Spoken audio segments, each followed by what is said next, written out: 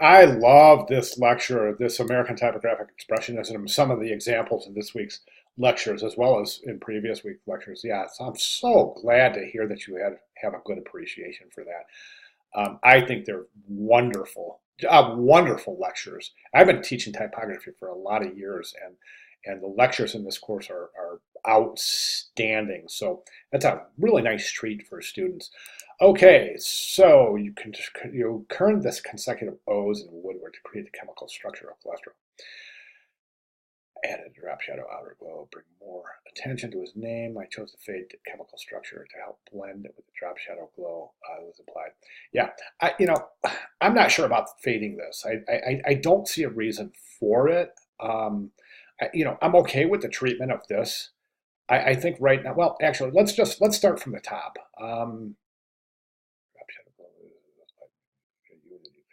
That's what very geometric thing with a script, and I get that, and that's good. You're talking about contrast, and that's good. You're using industry-specific terminologies. Contrast is an element. I'm sorry, a principle of design.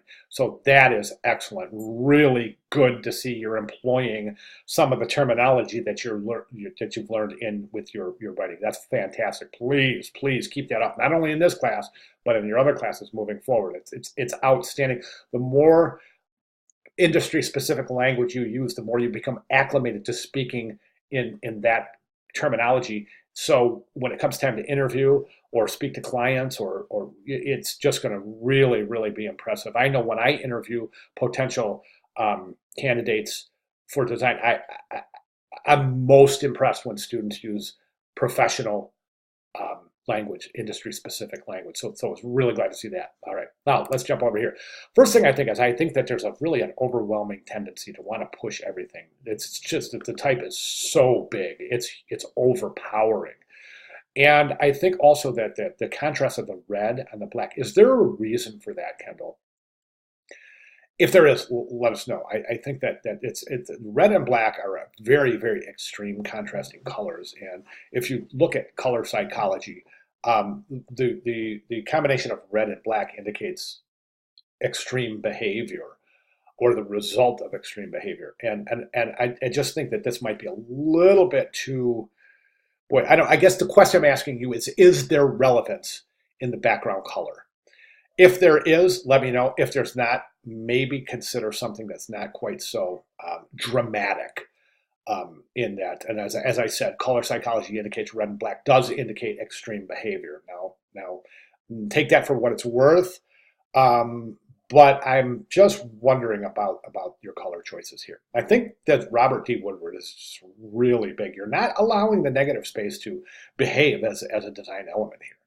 I would allow the page to do a lot of the speaking, maybe reduce the size and place it, and something other than centered. As we've learned through the weeks, center alignment is not always the interesting thing. It creates symmetry around the negative space. As a matter of fact, symmetry in design is quite often, well, I'm going to go ahead and say this. Symmetry in design rarely works. It's asymmetry works beautifully.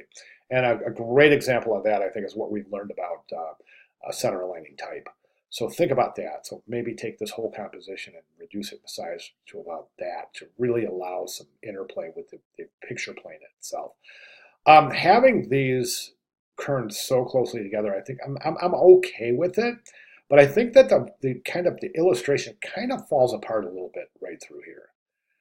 I'm wondering if you can, it looks unfinished. It doesn't really appear to be a continuation of this kind of molecular structure model. So really think about that. And I think also maybe the way that this is, some of the size of this, the sheer size of this is maybe impeding more of an expeditious exploration of the way that this kind of chemical compound illustration should form into your typography. Right now, this seems very much unfinished. I would definitely concentrate on this area right here. Um, I appreciate your comments on trying to create contrast here, but right now, I don't think this subhead type choice is working. And the reason is because this typeface for the laureate's name is decorative enough. Right now, you're mixing a highly flourished uh, um, oblique, meaning italic, um, typeface with a highly decorative typeface, and boy, I would set this in straight up sans serif, some geometric modern sans serif, something like Gill Sans, Futura, Universe, uh, even Helvetica. So think about that. Okay.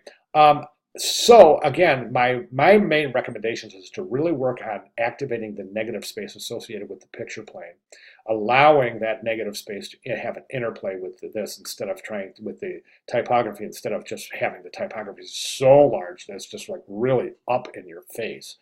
So consider that negative space, and then really try to finish off this illustration here. It just appears to be unfinished.